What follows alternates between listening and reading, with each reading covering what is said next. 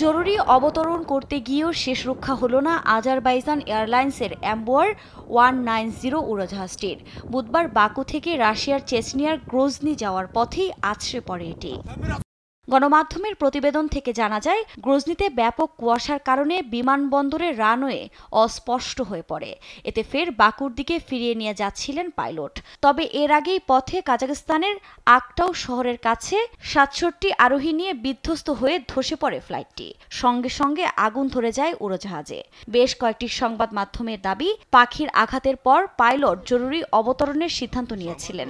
তবে J28243 ফ্লাইটটিতে কারিগরি সমস্যা সহ অন্য কোনো কারণ আছে কিনা তা খতিয়ে দেখা হচ্ছে বলে জানিয়েছে কাজাখস্তান কর্তৃপক্ষ। এদিকে দুর্ঘটনার পরপরই উদ্ধার অভিযান শুরু করে জরুরি বিভাগ। সেখান থেকে শিশুসহ বেশ কয়েকজনকে গুরুতর আহত অবস্থায় হাসপাতালে ভর্তি করা হয়েছে। তবে হতাহতের সংখ্যা বহু বলেই জানা গেছে। উড়োজাহাজটিতে আজারবাইজান, রাশিয়া, কাজাখস্তান ও কিরগিজস্তানের নাগরিক ছিলেন। এ দুর্ঘটনার পর রাশিয়ার সফর সংক্ষিপ্ত করেছেন আজারবাইজানের প্রেসিডেন্ট ইলহাম আলিয়েভ। শোক প্রকাশ করেছেন রুশ প্রেসিডেন্ট ভ্লাদিমির পুতিন ও চেচনিয়ার ক্রেমলিন সমর্থিত নেতা রমজান কাদির। আফরিন মৌ, নিউজ ডেস্ক, দেশ টিভি।